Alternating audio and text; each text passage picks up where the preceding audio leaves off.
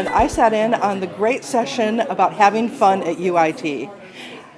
Some of the ideas were completely no cost, things like having walking buddies, things like having potlucks and BYOB parties or ones with a tip jar. Have a game night or a game afternoon. Hang out after work and watch the game. I mean, we have those big TV sets. Why not use them? It was a great session. We asked a lot of people about what their process was to get some insight, what they'd done, some of their sticking points. We tried to get information from the community and their best ideas on how we could make this better or things we could improve at Stanford. And at the end of it, we continued to have almost like a community of practice that we wanted other people to lead and us to be involved in and try to give a transparency to MinSec and ISO and how we're going to move forward with that. They talked about how we are going to replace 3 components of the organization's ordering, workflow, and processing of incidents, tasks, calls, and requests. And this is going to immensely increase our response times. It auto-populates a lot of the information by preset remedy responses to repetitive questions that we get from customers. It allows us to manipulate what type of ticket it is, if it's an incident, if it's a request. It auto-populates the customer's contact information. Just loads of things that spends useless time internally. I'm looking forward to it, and I'm really excited about it. Hope you will be too. And I wanted to tell you a little bit about our session on identity and access management futures. We had a discussion about the strategic directions for Stanford and our peers in the areas of authentication and authorization. We talked about leveraging the SAML2 specification and specifically the implementation of Shibboleth and some other tools to be able to also pivot away in the future from our homegrown web authentication system and single sign-on system of WebAuth. Jeff Bubin gave a great informative session on a new tool, project management tool, called Smart Sheets that is being used by AS and now is available for all UIT. For those of you looking for a great tool, project management tool that's not as expensive and extensive as Microsoft Project and maybe offers a little more features than Microsoft Excel, please look into using Smart Sheet.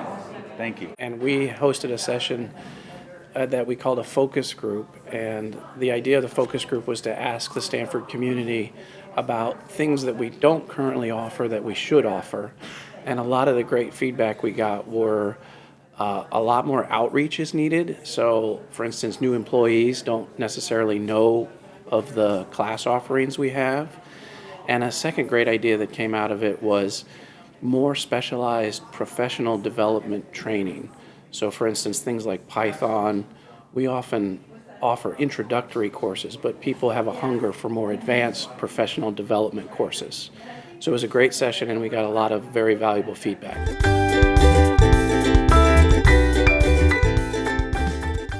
So our session was mobile ID and transitioning the Stanford ID from a card to something that you can use electronic.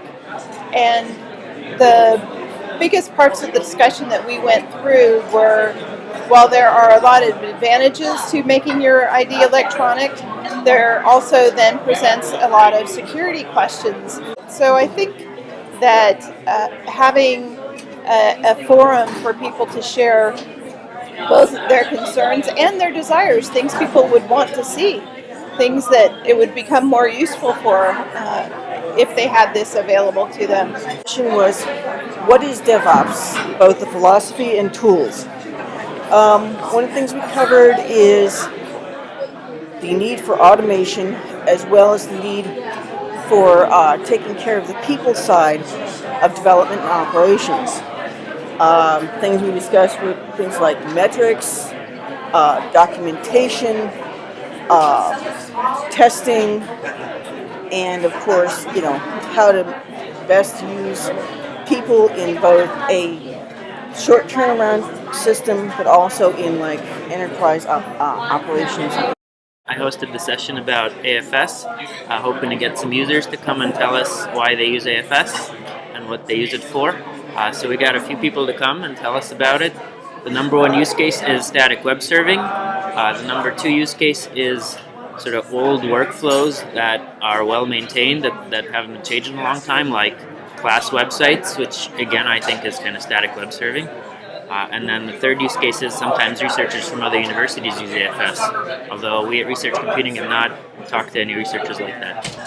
About 50 people show up, and since the announcement of this morning about GitLab, we have 40 users. I think 20 are new, and it's a great session. We talk about best practice for security, and we will have a Slack channel for GitLab. And there's also work group integration request, and we already have a volunteer to work on it. I just led a session, what makes a rock star service. We had 60 to 70 people. We covered what makes a great service experience, and we looked at the entire service experience lifecycle that customers are going through. And then we had probably 5 or 6 activities where we brainstormed the qualities of great experience, the qualities of service health and maturity, and how to measure those qualities, and what rockstar services already exist in university IT today.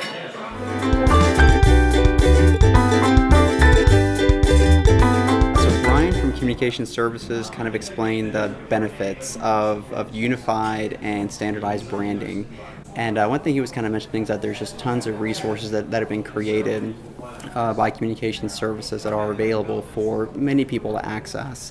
What this does, it kind of just gives the UIT websites a much more modern look, makes it more usable for the end user, makes it more appealing to the eye, more aesthetically pleasing, and really at the end of the day just makes us look like one UIT. So he said to make sure you contact him directly, don't put in a help SU ticket, don't put an email in, just make sure you contact him if you have any questions.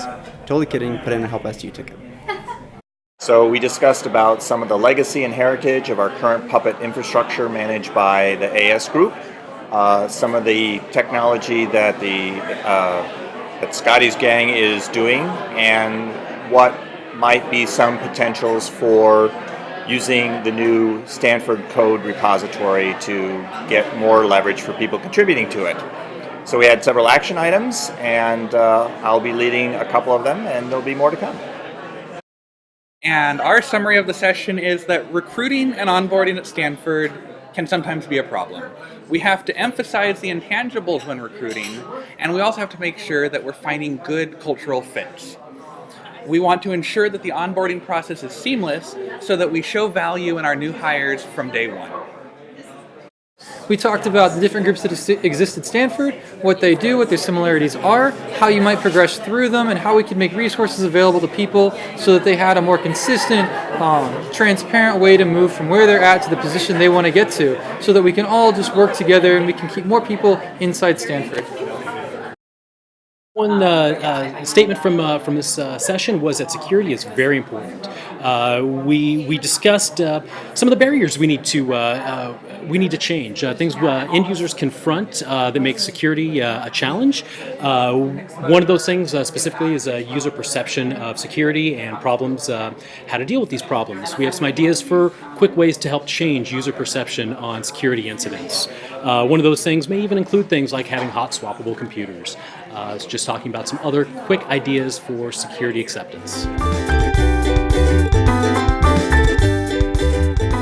So it was a wide-ranging discussion of all the different tools from Box to Google Drive to OneDrive, and how do we navigate it as university IT and a campus with so much choice and so many options.